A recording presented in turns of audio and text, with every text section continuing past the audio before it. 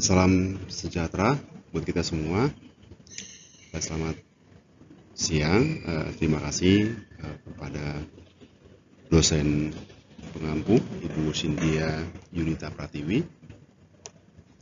Saya akan coba untuk menjelaskan perencanaan strategis organisasi atau perusahaan. Nama Tarida Huta Galung, NIM di 211221164, Prodi Ilmu Komunikasi, mata kuliah Dasar-Dasar Manajemen dan Kepemimpinan, dosen Ibu Cynthia Yunita Pratiwi, MIKOM. Perencanaan misi dan tujuan, membuat standar kerja yang optimal tentunya, membuat karyawan pekerjaannya menjadi bermakna, meningkatkan semangat kerja dan komitmen karyawan, membuat keputusan-keputusan yang sudah disepakati oleh tim dan mengacu pada SOP perusahaan.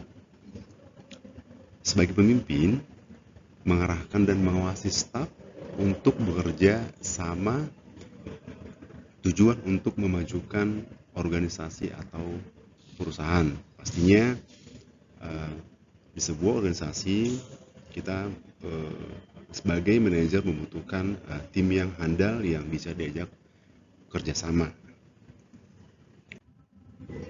Pengembangan profil perusahaan, saya mengacu kepada perusahaan di mana saya bekerja, yaitu di PT Tunas Ridian Tbk, merupakan salah satu perusahaan yang bergerak dalam bidang penyedia kendaraan yang ada di Indonesia. Perusahaan ini memiliki kantor pusat yang berlokasi di Jakarta. Awal berdirinya perusahaan ini terjadi pada tahun 1967 yang merupakan importir serta penjual mobil bekas dengan merek Fiat, Holden, dan Mercedes-Benz.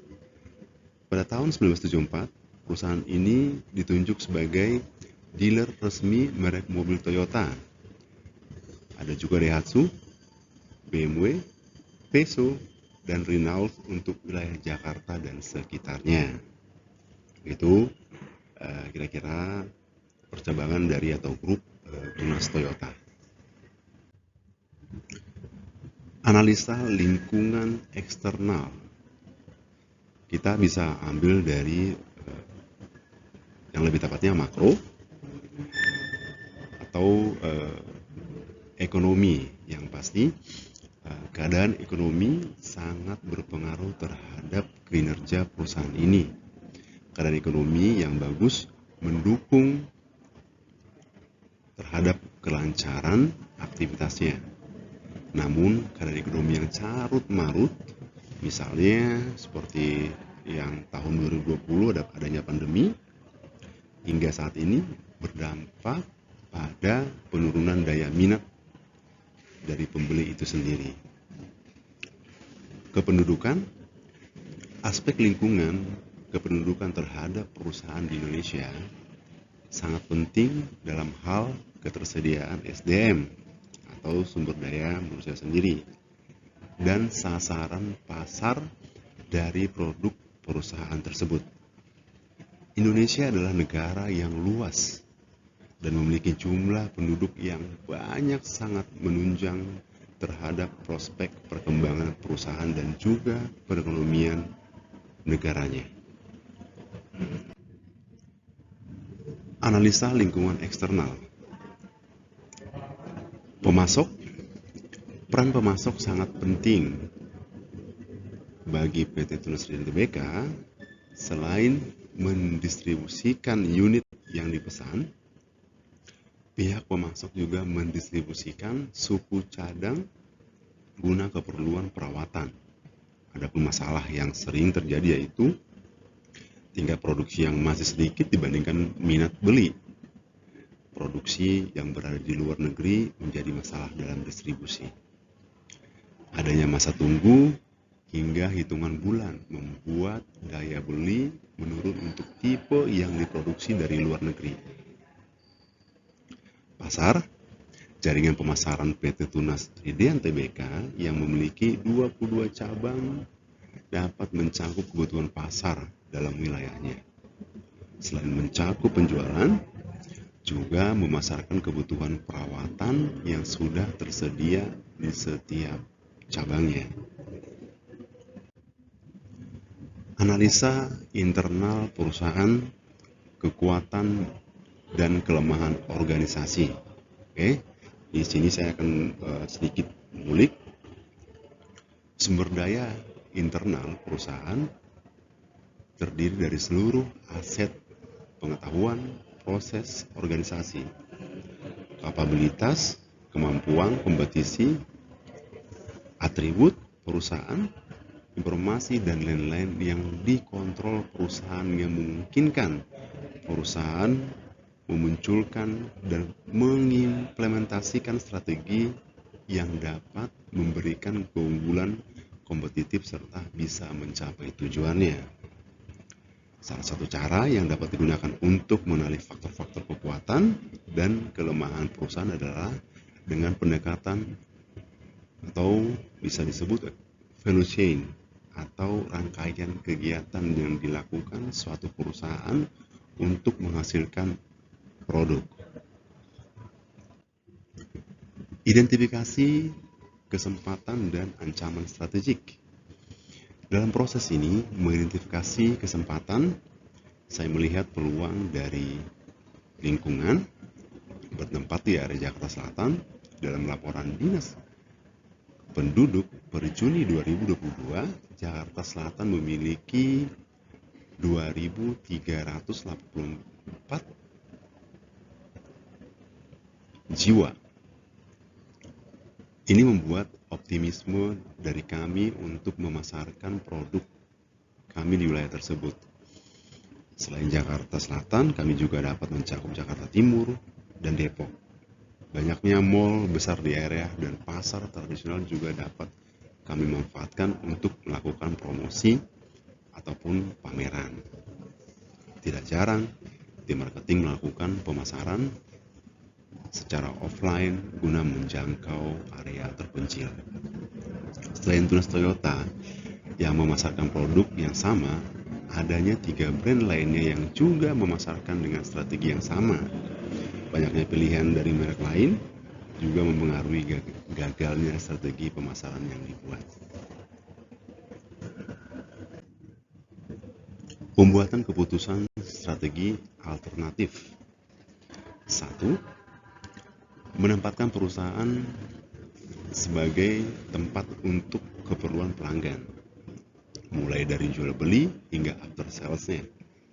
2. Perusahaan bekerjasama dengan manajer dan staf marketing melakukan strategi pemasaran hingga meriset animo pasar di setiap zona pemasaran. 3. Merumuskan faktor-faktor ukuran keberhasilan atau key success factors dari strategi yang dirancang berdasarkan analisis sebelumnya. 4. Perusahaan memiliki target untuk setiap cabangnya melalui target penjualan, mobil baru, penjualan suku cadang, penjualan mobil bekas, nilai pelayanan yang diberikan konsumen pada cabang, hingga mensukseskan target setiap bulannya. Adapun alternatif pemasaran, yaitu selain penjualan kepada perorangan, kami juga melakukan penjualan kepada kebutuhan perusahaan dan pemerintahan.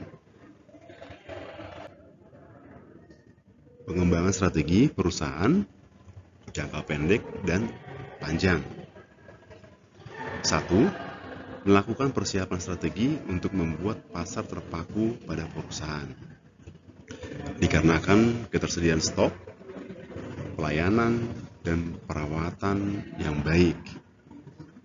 Membuat produk baru, salah satunya Tunas Care, guna menunjang kebutuhan konsumen. Dan belum semua pesaing memiliki program tersebut. 3. Melakukan training untuk karyawan.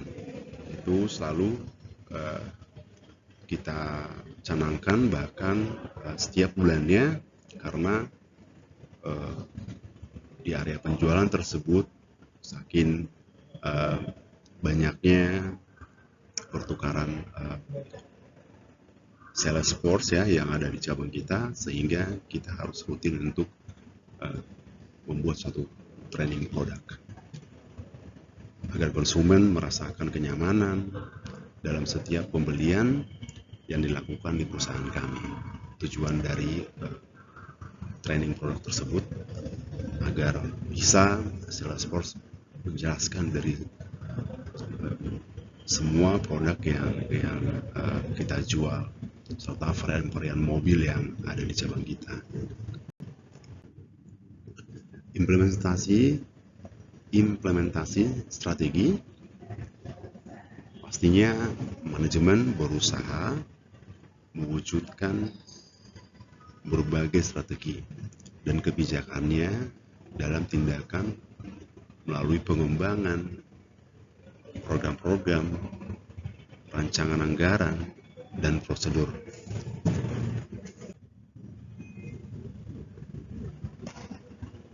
Oke, kita tinjau kembali atau peninjauan kembali.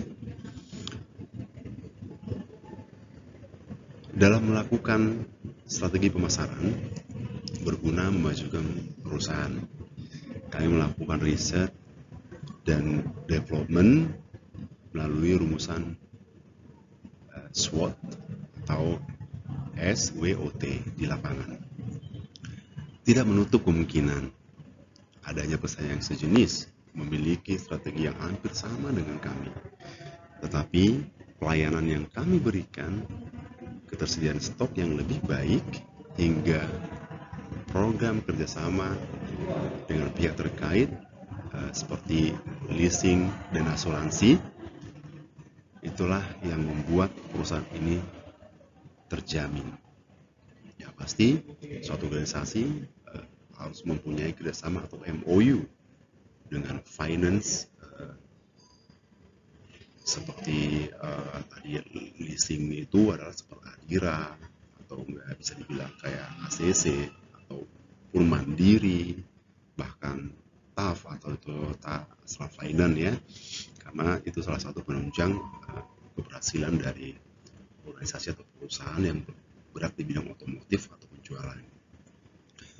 Pelayanan dimulai dari frontliner hingga after sales. Frontliner bisa dibilang seperti karyawan-karyawan sales force atau marketing, dan juga after sales yang selalu hadir di setiap keluhan kendaraan konsumen ya, menjadi acuan kami memberikan kesan yang sangat baik. Tentunya kita memberikan sebagai pelayanan yang terbaik agar semua konsumen kita merasakan dampak positif untuk membeli di kita.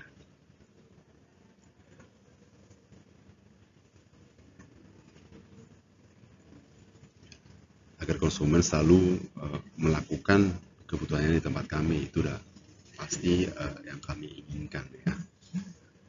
Memiliki 22 cabang di beberapa kota besar sudah mencakup sangat luas ya untuk di Toyota Tunas sendiri, di mana di beberapa kota-kota besar di Indonesia yang sudah tersedia outlet atau cabang-cabang kami.